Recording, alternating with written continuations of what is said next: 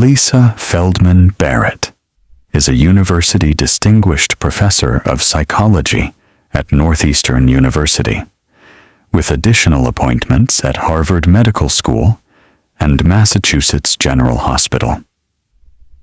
A recipient of the National Institutes of Health Directors Pioneer Award, Barrett is a leading voice in the study of emotions, with over 200 peer-reviewed scientific papers published in prestigious journals, including Science, Nature, and Neuroscience.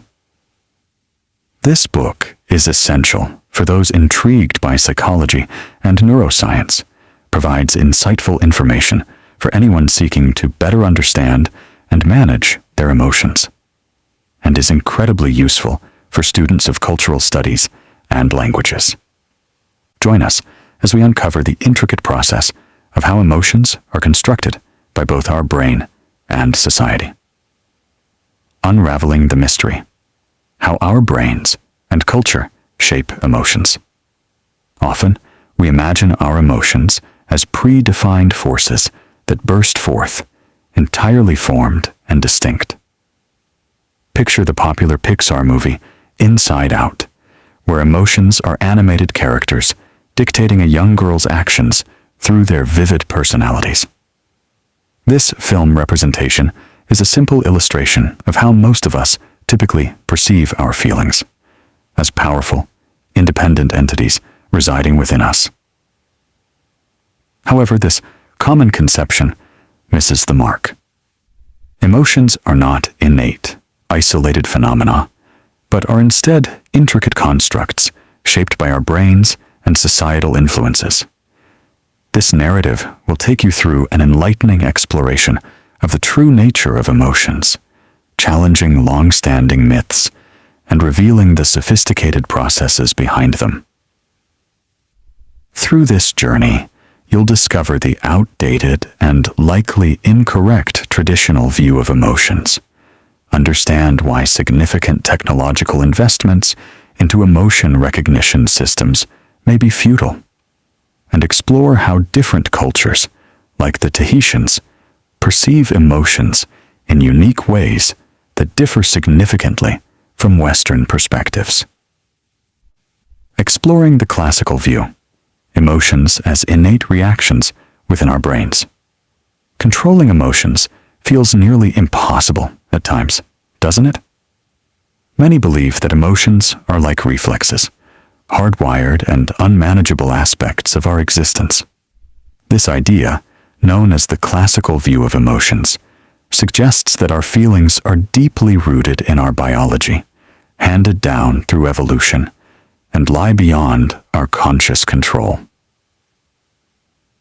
This perspective, which has been endorsed across centuries by influential figures like Aristotle, Buddha, Darwin, Descartes, Freud, and modern thinkers such as Steven Pinker, Paul Ekman, and the Dalai Lama, paint emotions as innate, universal phenomena.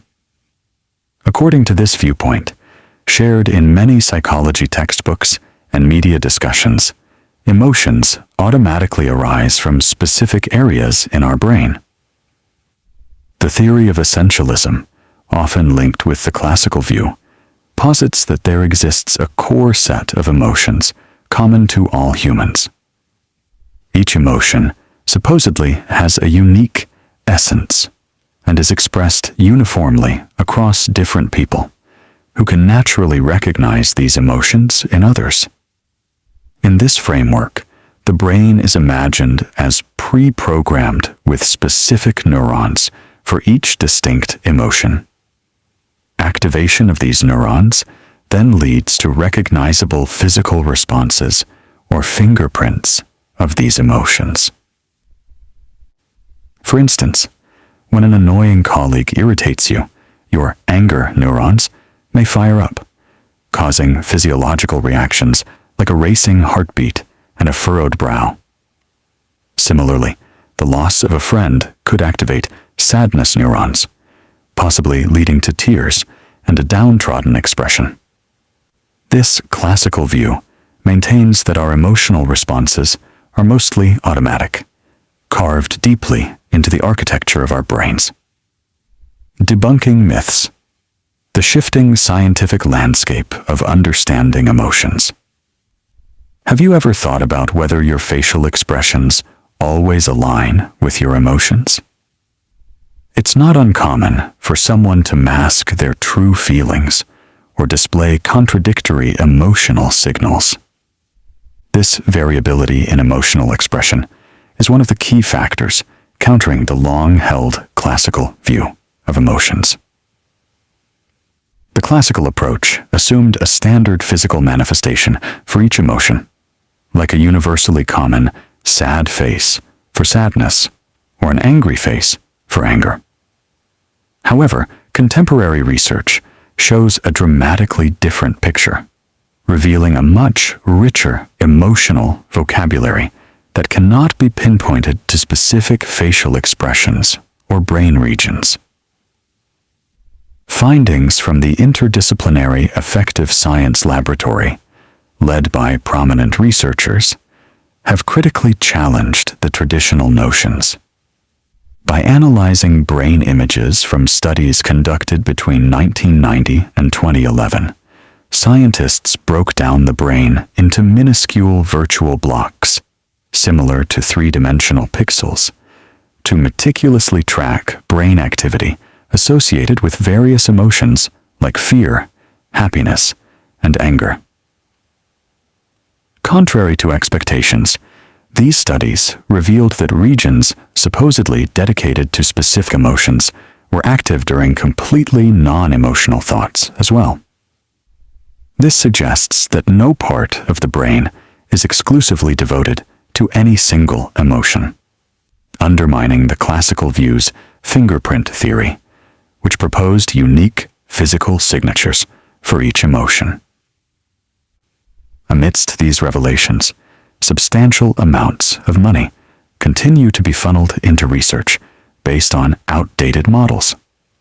For instance, the science and technology sectors invest heavily in tools designed to decipher emotions from physical cues like facial movements or brain waves, a pursuit that increasingly seems futile.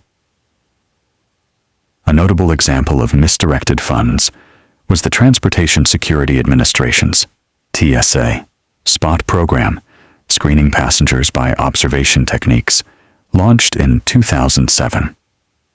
This initiative aimed to detect potential threats based on passengers' facial and body movements, yet it failed to deliver reliable results and ended up costing American taxpayers $900 million. These examples and scientific findings powerfully illustrate why the classical view of emotions is being questioned and why continuing down this research path might be an unprofitable endeavor. Reimagining emotions. Constructed responses shaped by personal experiences. It might be hard to shift your perspective on emotions from natural, automatic reactions to something altogether different. Yet that is exactly the shift the author advocates. Disregarding the classical view, the author embraces what is known as the theory of constructed emotion. This theory posits that emotions are not hardwired responses triggered in isolated parts of the brain, but are actively constructed across various brain regions as situations unfold. According to this model, each emotional response an individual experiences is deeply rooted in personal, subjective experiences and shaped by anticipated sensory inputs, be it visual, auditory, or taste. The brain, in this framework, is continuously making predictions based on incoming sensory information, adjusting those predictions in real time to best match the situation at hand. In this way, emotions are crafted uniquely each time, guided by prior experiences and current sensory cues. Take anger, for example. The range of responses to a situation that might trigger anger, from a subtle smirk plotting quiet retaliation to an overt expression like shouting, illustrate the brain's complex mechanism in selecting the appropriate reaction based on context and past learning. Each potential reaction involves its own unique neural patterns, as well as accompanying physical changes, proving that even within a single emotion, there exists a spectrum of possible expressions. The choice of response is dictated by the brain's adaptive mechanisms, which assess and choose the best fit based on the specific circumstances. The author likens this theory to Charles Darwin's evolutionary theory, which disrupted the static notion of biological essences. Just as Darwin revealed that species evolve and adapt rather than adhere to a fixed set of characteristics, emotions, too, are not static or universal. Rather, they are dynamic, varying from person to person and situation to situation. This theory suggests that emotions are constructed by each individual, sculpted by personal experiences and the environment, much like an architect shapes a building. Emotions, then, are not entities that simply exist within us, but are phenomena we create within the context of our lives. Understanding interoception, the brain's predictive control over emotions. Consider how effortlessly you can drive a car once you've mastered it, shifting gears and operating the clutch almost instinctively. This near-automatic control is not just limited to physical movements, but extends to how we manage our internal states and emotions through a process known as interoception. Interoception is akin to the body's autopilot system. It handles everything from hormonal balances to immune responses, ensuring that our body's complex systems operate seamlessly without conscious oversight from us. This continuous monitoring and adjusting is what allows us to function efficiently without being bogged down by the minutiae of bodily processes. But interoception's role isn't just to keep things running. It also greatly influences how we create and experience emotions. The brain takes the continuous stream of internal and external sensations it receives, processes them through the interoception system, and then uses this data to construct our emotional experiences. To delve deeper, let's look at how interoception translates sensations into what we perceive as feelings or emotions. There are two fundamental affective spectrums involved in this process. One spans pleasure to displeasure, and the other covers agitation to calmness. These effects, which are fundamental aspects of our consciousness, continuously influence our state of being, regardless of whether or not we are forming specific thoughts or emotions at any given moment. For instance, the feeling of sun warmth on your skin or the discomfort of a stomachache are primarily sensory experiences processed through these affective spectrums. While they might evoke strong feelings, they do not constitute complete emotions on their own.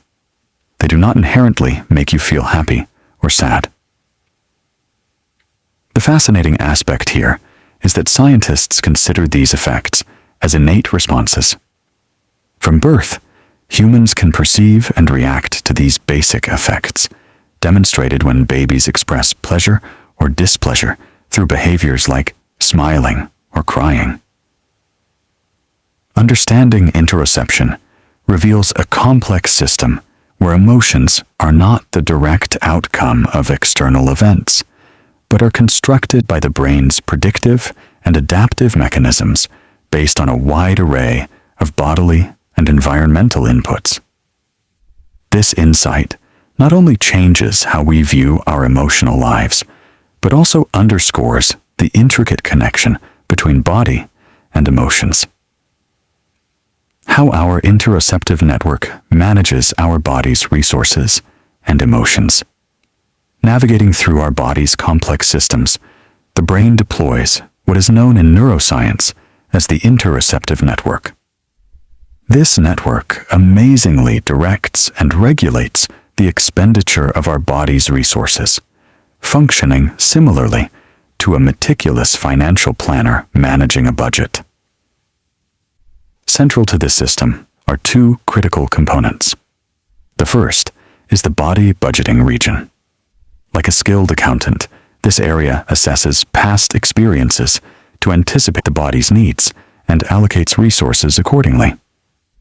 It might rev up your heart rate or boost glucose metabolism in anticipation of physical exertion, such as when you're gearing up to surpass your personal best in a jogging session. The second key area is the primary interoceptive cortex, which is responsible for the subjective experience of internal sensations, like feeling the thump of your heartbeat. Together, these regions form an essential feedback loop that fine-tunes your body's budgeting efforts. This budget pertains to how your body allocates essential resources like energy, glucose, and hormones such as cortisol. It's within this context that your emotions come to life, spurred by the physiological states governed by the body budget. Consider your everyday activities. Whether you're deeply engaged in thought, physically exercising, or simply resting, your body is perpetually at work, consuming resources. You replenish these reserves through eating, hydrating, and resting, or by activities that reduce the rate of expenditure, like relaxation, or engaging in pleasurable activities like sex. Even your imagination can dip into this body budget. Imagine your boss walks past your desk at work. Even if she simply walks by and does nothing more, the mere stress of her presence can trigger your interoceptive system to ramp up energy expenditure as a response.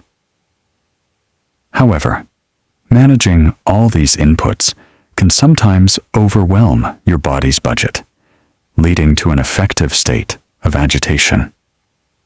This often happens when there's a noticeable deficit of resources. Sensing this imbalance, the brain launches an effort to interpret these signals by generating corresponding emotions. For instance, if you feel highly agitated and alert, you might interpret these signals as fear.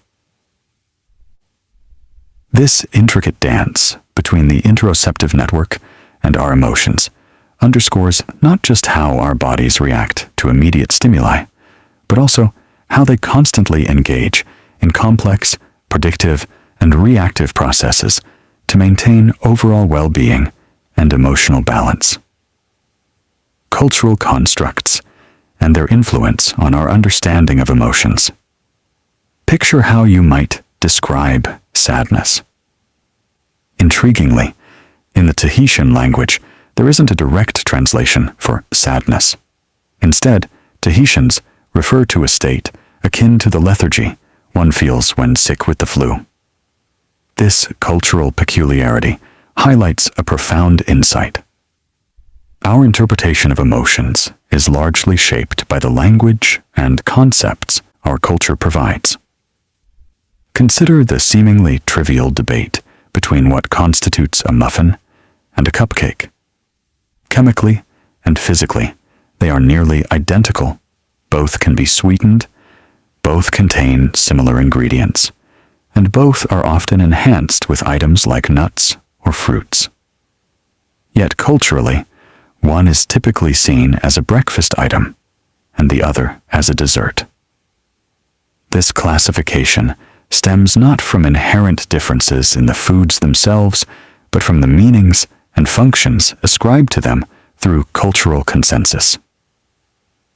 This idea of social reality extends beyond food and into many aspects of life. Take, for instance, paper money. On its own, it's just paper. Its value derives solely from the communal agreement on what it's worth, be it 20 Haitian gourds, $1, or 500 UAE dirhams. In a similar vein, the concepts we have of emotions are also constructed through cultural norms and agreements. Once a concept is culturally accepted and understood, it shapes how we experience those emotions. Smiling as a signal of happiness serves as a prime example. Contrary to what many might think, the association of smiling with happiness is relatively modern. Historical records suggest that in ancient Greece and Rome, smiling was not a culturally significant gesture linked to happiness.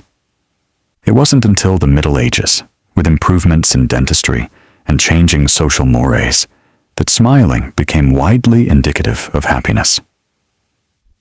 Thus, the way we perceive and express emotions, like sadness or happiness, is not universal, but is heavily influenced by our cultural contexts. Cultural agreements dictate not only the economic value of the paper in our wallets, but also the way we understand and express our innermost feelings. The evolution of emotional understanding. From infancy to adulthood, from the very first cry, the journey of understanding emotions begins. Emotions like sadness, happiness, anger, disappointment, and depression are not pre-installed feelings, according to the author. They are complex concepts that we begin to learn immediately from birth, influenced heavily by our interactions with parents and society. But it's important to clarify, babies do feel, but their raw sensations are what we previously discussed as affects, which are more about primal experiences of displeasure or comfort, rather than structured emotions. As we grow, our understanding of emotions becomes more nuanced through explicit teaching. Consider a crying baby. A parent might suggest reasons for the discomfort by asking if the baby is angry about nap time or sad because mommy is leaving for work. These interactions embed certain emotional responses to situations, linking specific feelings to behaviors or events. This learning does not cease with childhood. Our brains are remarkably adept at integrating new experiences with existing knowledge. This ongoing learning process helps us to refine our emotional understanding, which can aid significantly in emotional regulation.